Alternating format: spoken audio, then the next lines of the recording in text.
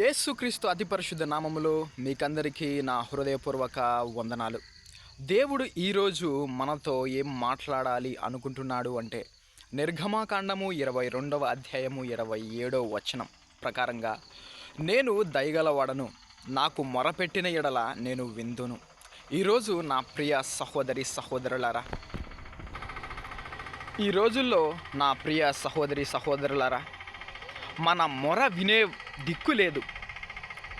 మనుషులకు మనము ఏమి చెప్పుకున్నా వినేవాడు లేడు, వినే దిక్కు లేదు, వినేవాడు అస్సలు లేడు. కానీ వింటాను అనే వ్యక్తి మన జీవితంలోకి రావాలి అనుకుంటున్నాడు. ఆయన పరిశుద్ధుడు, గొప్ప దేవుడు. ఆయన మనల్ని వినాలి అనుకుంటున్నాడు. నాకు మొరపెట్టు అంటున్నాడు.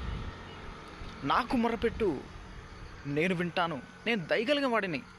ఎంతోమంది వాళ్ళ బాధల్ని ఎక్స్ప్రెస్ చేస్తూ ఉంటే, మనుషుల దగ్గర బాధలు ఎక్స్ప్రెస్ చేస్తూ ఉంటే, ఎవడు వింటాడయ్యా నిన్ను, ఏంది నీ ప్రాబ్లము, మాకే ఎన్నో సమస్యలు ఉన్నాయి, ఏంది నిన్ను వినేది, ఏంది నీ సమస్య చూసేది అని ఎన్నోసార్లు తప్పించుకుంటారు, పట్టించుకోరు.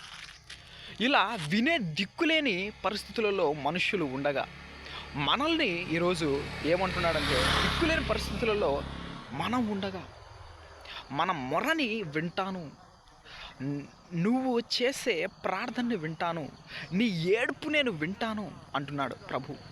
నేను వింటాను. ఈ లోకంలో ఏ మనిషి వినకపోయినా, ఏ మనిషి పట్టించుకోకపోయినా నేను పట్టించుకుంటాను, నేను వింటాను, నేను నీకు సహాయం చేస్తాను.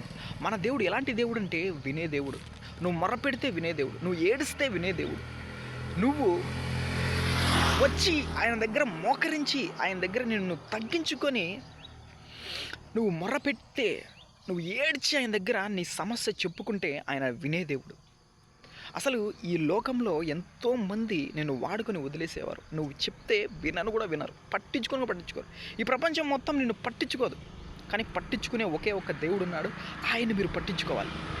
మీరు పట్టించుకోకపోతే ఆయన మిమ్మల్ని పట్టించుకోడు.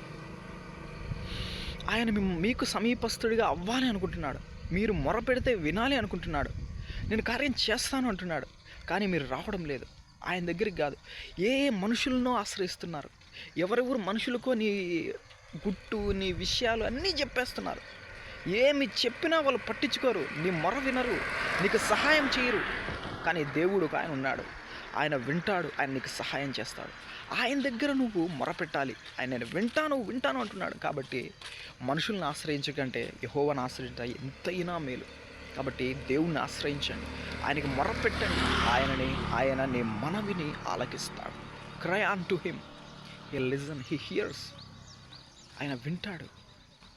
నా ప్రియ సహోదరి సహోదరులారా, ఏ మనిషిని ఆశ్రయించకుండా దేవుణ్ణి ఆశ్రయించి ఆయన్ని మాత్రమే హత్తుకొని జీవించాలని నేను ఎంతగానో కోరుకుంటున్నాను. నా ప్రియ సహోదరి సహోదరులందరికీ మరొకసారి నా హృదయపూర్వక వందనాలు.